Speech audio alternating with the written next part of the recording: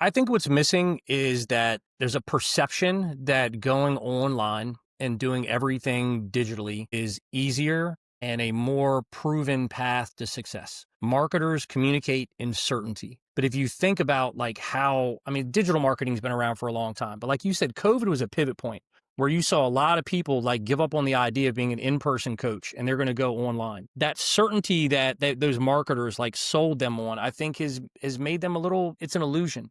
If you can't become the best trainer in your community amongst, say, 100 other trainers, okay, Mhm. what makes you think you're going to stand out amongst 100,000 other ones? When everybody's buying the same products with the same tactics, with the same messaging. So I think there's this illusion that it's easier online. I also think that there is a level of entitlement now where people believe that they should be making more money right away. And I think that's another kind of product of our times. The reality is how good you are is what determines how well you're paid. Not that you checked off a couple certifications or that you had a fancy dancy internship somewhere. Like none of that really matters until like you've got some skin in the game and you're doing the job. And I think a lot of young coaches think it's easier to do it on their own. Quite frankly, most coaches would make way more money working for somebody like me than they will on their own. That's just a fact. I can pay better. I can give you benefits. I do all your like acquisition and lead gen. We provide kind of ancillary support to help with retention.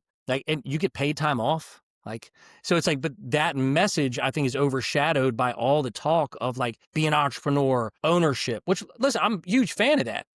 I just don't think that it's for everybody. In fact, I don't think it's for most people. I I would never discourage somebody for like walking that road, like at all.